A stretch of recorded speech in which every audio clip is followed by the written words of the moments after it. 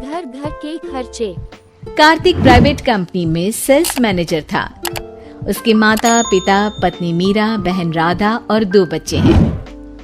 एक दिन मीरा कहती है, कार्तिक, बच्चों के स्कूल में एनुअल फंक्शन के लिए 2000 जमा करने पड़ेंगे। अरे अभी कुछ दिन पहले ही तो 10,000 जमा किए थे ना। हाँ, वो तो फीस और प्रोजेक्ट के पैसे जमा किए थे। अभी तो अगले महीने एडमिशन फीस और किताबों के पैसे भी जमा करवाने पड़ेंगे। 40 से 50,000 का खर्चा है। मीरा, इतनी तो सैलरी भी नहीं है मेरी, ऐसे कैसे काम चलेगा? तो मैं क्या करूं? बच्चों को सरकारी स्कूल में डाल दूं?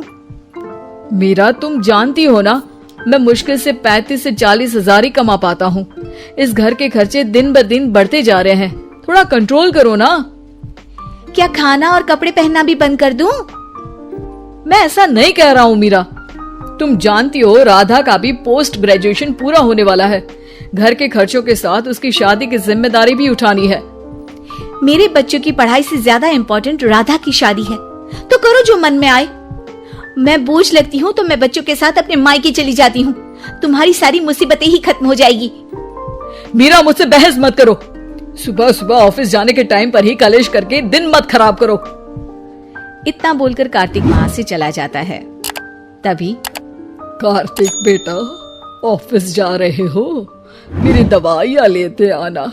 और बेटा, बिजली का भी बिल 2 महीने से जमा नहीं हुआ, इसे भी आज जमा करवा देना। जी पिताजी, लाइए बिजली का बिल। 4,600 रुपए बिजली का बिल आया है।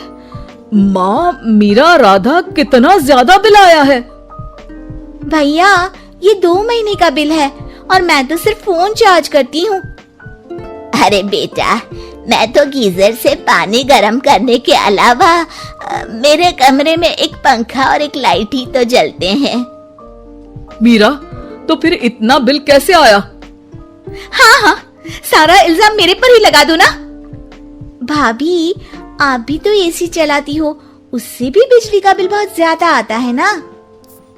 एसी मेरे मायके से आई है और वो भी अब सबकी आंखों में खटकने लगी है। मीरा, अपना मुंह बंद करो और आज के बाद तुम एसी नहीं चलाओगी।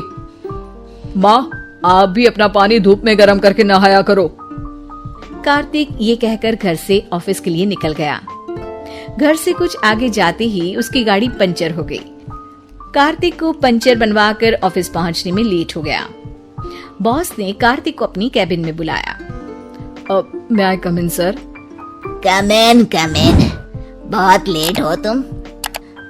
सॉरी सर, कुछ प्रॉब्लम्स की वजह से लेट हो गया। मुझे कुछ नहीं सुनना। तुम्हारा टारगेट कंप्लीट हुआ? नो सर, अभी बाकी है। क्यों? सर, मार्केट में बहुत रिसेशन चल रहा है, बिजनेस कहीं से मिल नहीं पा रहा। मैं अपनी तरफ से पूरी कोशिश कर रहा हूँ सर। मुझे तुम्हारी कोशिश नहीं चाहिए, मुझे बिजनेस चाहिए। अगर तुमसे नहीं हो पा रहा है तो तुम रिजाइन कर सकते हो। नहीं सर, मुझे इस नौकरी की बहुत जरूरत है। मैं अपनी फैमिली का सिंगल अर्निंग पर्सन हूँ। मेरी जॉब चली गई तो मेरी फैमिली प्रॉब्लम में आ जाएगी सर। इसका ख्याल तुम्हें रखना चाहिए। जाओ यहाँ से, और बिना बिजनेस लाए मुझे तुम अपना मुंह मत दिखाना। कार्तिक बिजनेस की तलाश में इधर से उधर कड़ी धूप में सारा दिन भटकता रहता है और थका हारा जब शाम को घर आया। बेटा, मेरी दवाई ले आए और बिजली का बिल भर दिया। अब दवाई लाना भूल गया पिताजी, और बिजली का बिल जल्दी भर दूंगा। पर बेटा, याद से भर देना, वरना बिजली वाले बिजली काट कर चले जाएंगे। लीजिए पानी। बच्चों के एनुअल फंक्शन के लिए स्कूल में जमा करने वाले पैसे लेकर आए? अभी सैलरी नहीं आई है मेरा, और अकाउंट में ज्यादा पैसे भी नहीं बचे हैं। तो क्या बच्चों को स्कूल भेजना बंद कर दूं? बच्चे अगर इस साल एनुअल फंक्शन नहीं अटेंड करेंगे तो कोई पहाड़ नहीं टूट पड़ेगा। और अब तुम मेरा दिमाग खाना बंद करो। अरे, आप मुझ पर क्यों चिल्ला रहे हैं? कार्तिक गुस्से में घर से बाहर चला जाता है। अब मीरा रोने लगती है। भाभी, आप रोइए मत, टेंशन लेने से कुछ नहीं होगा। पर राधा, घर के भी खर्चे हैं। कार्तिक के गुस्सा करने से घर के खर्चे नहीं पूरे होंगे। पर मीरा बेटा, लड़ाई करने से भी कोई समाधान नहीं मिलेगा, उल्टा घर का माहौल ही खराब होगा। पर मुझे लगता है हमें भी घर के खर्चों में हाथ बढ़ाना चाहिए। मुझे योगा सेंटर में जॉब का ऑफर मिला है, मैं कल से ही जॉब ज्वाइन कर लूंगी। वैसे तो मुझे भी सिलाई आती है, मैं भी लोगों के कपड़े सिलना शुरू कर देती हूँ। हाँ बेटा, मैं भी तुम्हारा घर के कामों में हाथ बटा दिया करूंगी और काज बटन लगाकर सिलाई करने में भी सहायता करूंगी। मीरा, मैं तुम्हारे बच्चों के साथ मोहल्ले के बच्चों को भी ट्यूशन पढ़ाऊंगा।